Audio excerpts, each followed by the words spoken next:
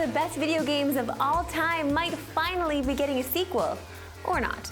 Game maker Valve has rekindled the hopes of fans who are desperately waiting for a new Half-Life game. Brewed in the code of a recent update to Valve's Dota 2 are what appears to be several references to the elusive Half-Life 3. No official information about the game has been released since the last installment arrived in 2007, but this isn't the first time fans have discovered references to it by digging through code. There are rumors that Valve cancelled Half-Life 3 after internal development issues, so this could just be their way of toying with everyone. We'll just have to wait and see. Valve is currently working on a virtual reality device called the HTC Vive, and their Source 2 engine is coming soon. Half-Life 3 would seem like a natural fit for both, so keep your fingers crossed. I was getting tired of carrying this around.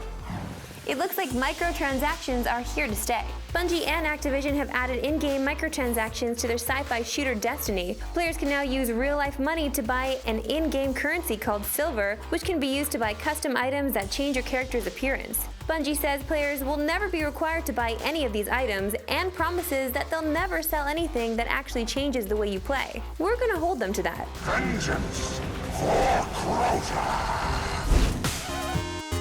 That's it for the rundown. Now look who it is to join me. It is the one and only Victor Lucas. Look, Vic, we gotta talk about money. Yeah. Gotta talk about money and these Yes, microtransactions because you know I dislike them. They are optional. Developers are starting to become a little bit more intelligent with the way that they're introducing these things, and buying your way to victory is not something that anybody really wants to do that's going to stay in the business for a long time, because the gamers swarm around that stuff. You're right. This whole Destiny thing, though, I don't know, I feel like I'm okay with, because it is a cosmetic thing, and whoever wants to do that, that's cool. I mean, if I see you out there, though, with something swank that you have on that I know you purchased via microtransaction, I'm probably going to make fun of you.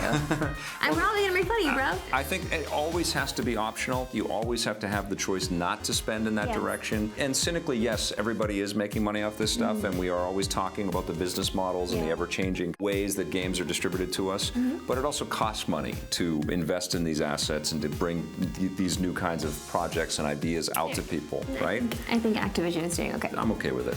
Okay, moving right along, because I can't say the word that I want to use right now, but certain people out there are getting certain things because they're hearing about Half-Life 3. Right. They're getting excited about it. That's all. I'm just going to use the word excited. Excited is all right. It could be a thing when they release their Vive, HTC Vive. Yeah. That would be really cool. Like, that would be the seller for Vive. Well, absolutely, it needs to compete with everything out there. You're right. It would be the killer app for any VR system out there.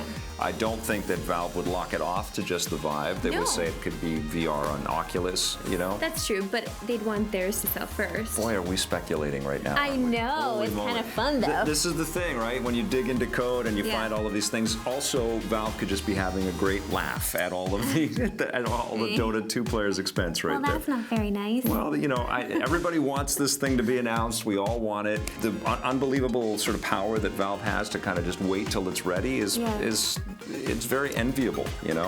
But it doesn't make it any less frustrating for fans like us, does it? No, it doesn't. But listen, viewer beware, you're in for a scare. That was from Goosebumps. Oh, back in the day, except it was reader beware, but now there's a movie. Check it out.